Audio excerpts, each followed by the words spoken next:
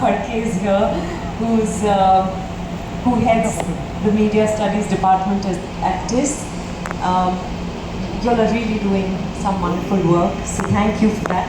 You know, the change for me happened because I was very restless doing the kind of work I was doing. It was early years of my career, and I was playing roles of the romantic interest in a lot of my early films.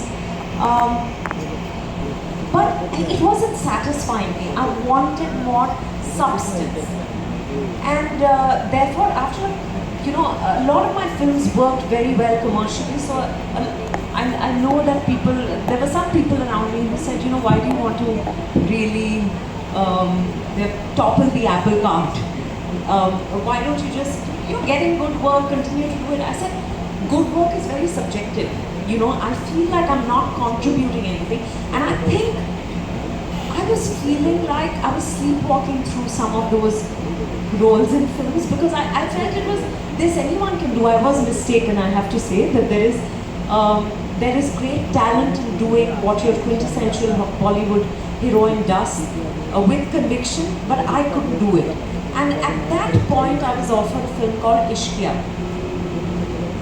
The role of a woman who had agency, the role of a woman who owned her sexuality, who was very, she was, your femme fatale and all of that, but there was a simmering strength in her,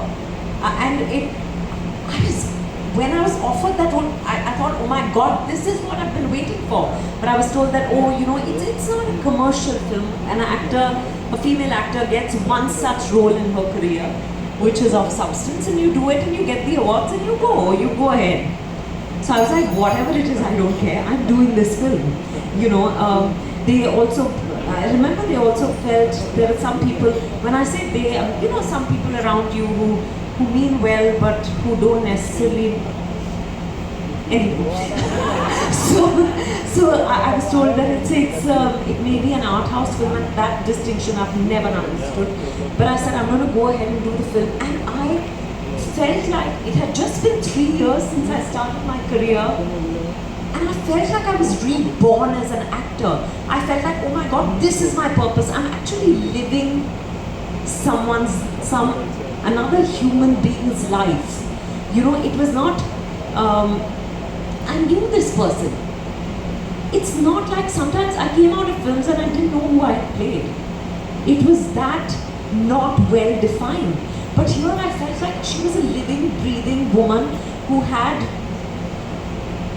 this deep desire for revenge and did not stop at anything to get that. And I said, okay, now let's see how this film does, and then, if work comes my way, great, I'll do it. Otherwise, even if this is this is my so-called last film, so be it. But because I enjoyed the process, but I think I was at the right place at the right time, and things were turning, because things were turning around us. Suddenly, this process hasn't happened overnight. It's been happening, it's still happening, and in cinema I really believe is a reflection of what happens around us.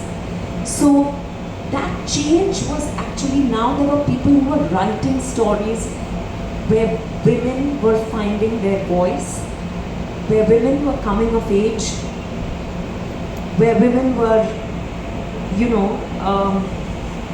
doing as they pleased with their bodies. And I think it was just one thing led to another. After Ishqiya, I got offered No One Can Jessica, which was again. So I think it just set the ball in motion, and here I am. So it was not just about me. I think that change was actually happening all around us, and was slowly, at that time, it got reflected in cinema. So I was very, very fortunate. Absolutely. As you realize, if you ask me a question, I can just